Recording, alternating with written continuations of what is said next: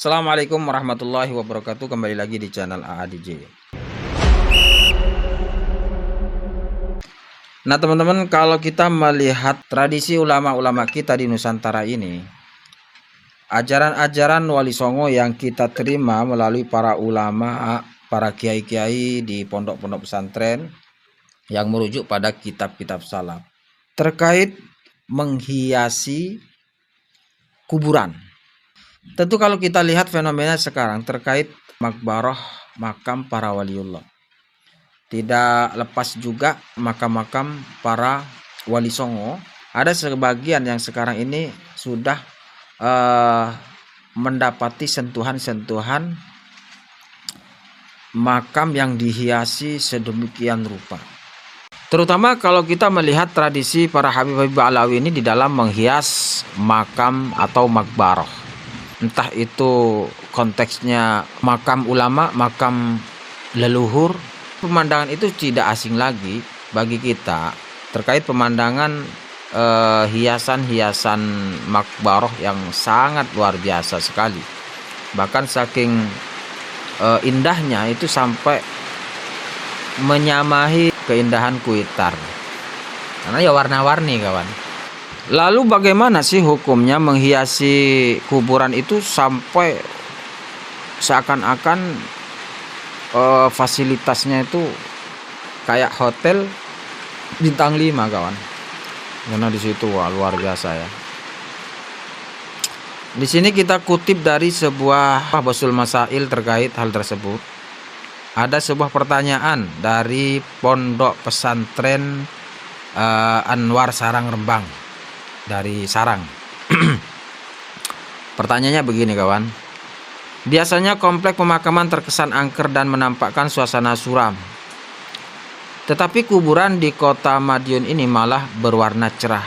Bukan hanya di Madiun ya sekarang itu. Kalau kita terutama kita temukan di makbarah yang di situ meninggal adalah Habib Alwi. Bahkan di beberapa tempat itu makam Wali Songo itu juga sudah terdapat sentuhan ala tradisi Yaman. Pertanyaannya, apa hukum mewarnai dan menghias makam dengan tujuan supaya tidak terkesan menyeramkan? Jawabannya, hukum mengecat kuburan sebagaimana dalam deskripsi di atas perlu dipertimbangkan dua hukum. Menghias kuburan berhukum makruh. Ini asal hukumnya ya. Makruh menghiasi makam. B. Membangun kuburan di kuburan umum berhukum haram. Membangun kuburan di kuburan umum berhukum haram, asal hukumnya haram, kecuali ada tujuan memuliakan sohibul makbarah yang memiliki keistimewaan di sisi Allah, seperti para wali dengan tujuan ta'zim dan kenyamanan orang yang berziarah. Jadi kalau kita melihat makam-makam para wali itu kan dibentuk bangunan-bangunan, itu kan dibangun dengan sebuah bangunan untuk memuliakan dan lit ta'zim terhadap sahibul maqam ya, sahibul maqam. Yaitu sangat jelas sekali kalau terkait yang dimakamkan itu adalah orang tokoh yang mempunyai jasa besar terhadap masyarakat pada umumnya, terhadap umat Islam. Artinya hukum haram tersebut ini tertuju kepada orang yang tidak mempunyai makom keistimewaan. Nah, di sini banyak referensi yang diambil ya dari Al-Fiqhul Islami, Qawaidul Ahkam fi Masalihil Anam, Al-Fatawa Al-Fiqhiyatul Kubra. Hasil keputusan Basul Masail Wusto BMW ke-65 Pondok Pesantren Sidogiri. Penanya dari Pondok Pesantren PP Al-Anwar Sarang, Jawa Tengah. Jadi hukum makruh di sini adalah hukum asal di dalam menghiasi makbarah. Itu hukumnya makruh ya. Bisa jadi haram ketika hal tersebut terjadi di makam-makam umum, di pemakaman umum. Artinya sampai dibuat bangunan, dibangun sebuah bangunan di makbarah tersebut padahal makam tersebut adalah makam umum.